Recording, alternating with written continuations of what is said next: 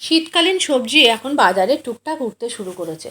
আজকে আমি আপনাদের সিম এবং ফুলকপি দিয়ে মাছের খুব সুন্দর একটা রেসিপি শেয়ার করব। আশা করি আপনাদের অন্যান্য রেসিপিগুলোর মতনই এটাও ভালো লাগবে।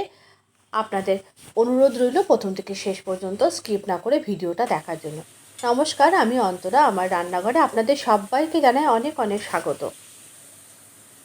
এই মাছের ঝোলটা রান্না করার জন্য আমাদের যেটা লাগবে সিম, ফুলকপি, আলু, টমেটো এবং কাঁচা লঙ্কা আর আদা। কাঁচা লঙ্কা, টমেটো, আদা এগুলোকে আমি আলাদা করে পেস্ট করে নিয়েছি। কড়াইতে সর্ষের তেল দিয়ে প্রথমেই আমি নুন হলুদ মাখানো পোনা মাছগুলোকে ভেজে নেব। আমি এখানে কাতলা মাছ দিয়ে করেছি আর দিয়েছি কয়েকটা চিংড়ি মাছ। আপনারা চাইলে কিন্তু এর মধ্যে রুই মাছ দিয়েও করতে পারেন, বা আপনাদের পছন্দ যে কোনো মাছ দিয়ে এই শীতকালের সবজিটা দিয়ে ঝোলটা রান্না করতেই পারেন। তাতেও কিন্তু খেতে অনেক বেশি ভালো লাগবে। যে কোনো টাটকা মাছ হলে এই ঝোলটা আরও অনেক বেশি স্বাদ হবে।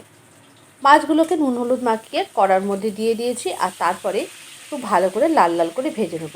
আপনারা চাইলে একটু হালকা ভাজতে পারেন। আমি মাছ একটু কড়া ভাজা পছন্দ করি, তাই আমি একটু কড়া করে ভেজে নিয়েছি। পোনা মাছগুলোকে ভেজে নিয়েছি। পোনা মাছগুলো ভেজে তুলে নেওয়ার পর এরপরে এই তেলের মধ্যে আমি কয়েকটা চিংড়ি মাছ আছে সেগুলোকে একটু এপিটোপিট করে নেড়ে নেবো। চিংড়ি মাছগুলোকে খুব একটা বেশি ভাজবো না, একটু হালকা করে ভেজে তুলে নেবো। চিংড়ি মাছগুলো ভাজা হয়ে গেছে। চিংড়ি মাছগুলোকে তুলে নিয়েছি। এরপরে কড়াইতে থাকা তেলের মধ্যে আমি প্রথমে আলুটা দিয়ে দিয়েছি। আলুটা দেওয়ার পর আমি একটু আলুটা হালকা করে ভেজে নেওয়ার পর তারপরে সিম আর ফুলকপিটা দিয়ে দিয়েছি। ভাজার সময় আমি কোনো লবণ দিইনি, অল্প একটুখানি শুধু হলুদ দিয়েছি। হলুদ দিয়ে সমস্ত সবজিগুলোকে ভালো করে একটু ভেজে নিয়েছি।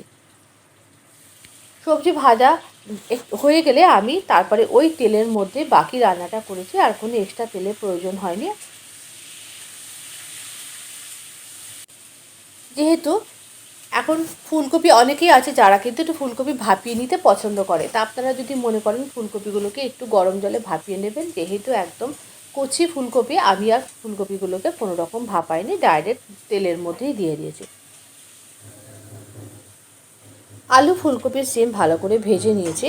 এরপরে কড়াইতে থাকা তেলের মধ্যে আমি দিয়ে দিয়েছি প্রথমেই টমেটো পেস্ট করে রেখেছিলাম, সেই টমেটো পেস্টটা দিয়ে দিয়েছি। টমেটো পেস্টটা দিয়ে টমেটোটা বেশ ভালো মতো একটুখানি কষিয়ে নিয়েছি তেলের মধ্যে দিয়ে, কেননা টমেটো কাঁচা গন্ধটা যেন না থাকে। তারপরে দিয়ে দিয়েছি 1 টিস্পুন আদা বাটা আর 1 টিস্পুন লঙ্কা বাটা। ঝালটা আপনারা বুঝে দেবেন, আপনারা কীরকম পছন্দ করেন সেই হিসাবে দেবেন। এরপরে আদা লঙ্কা দিয়ে ভালো করে টমেটোর সাথে কষিয়ে নিয়েছি।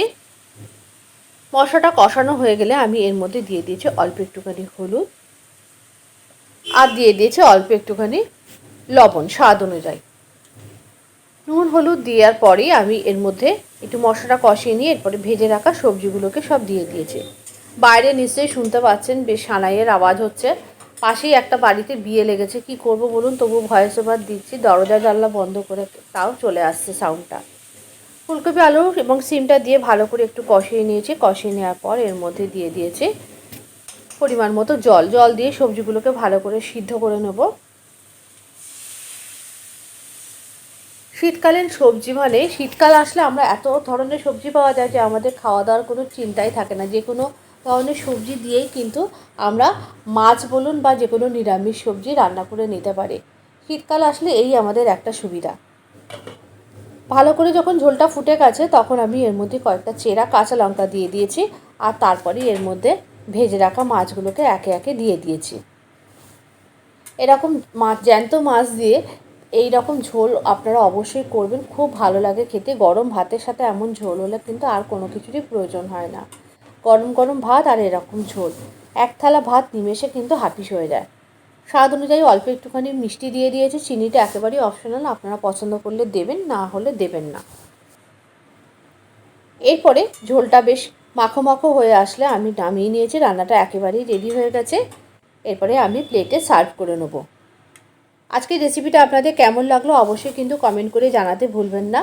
আর আপনারা অবশ্যই এরকম ধরনের রেসিপি ট্রাই করবেন, আশা করি আপনাদের খুব ভালো লাগবে।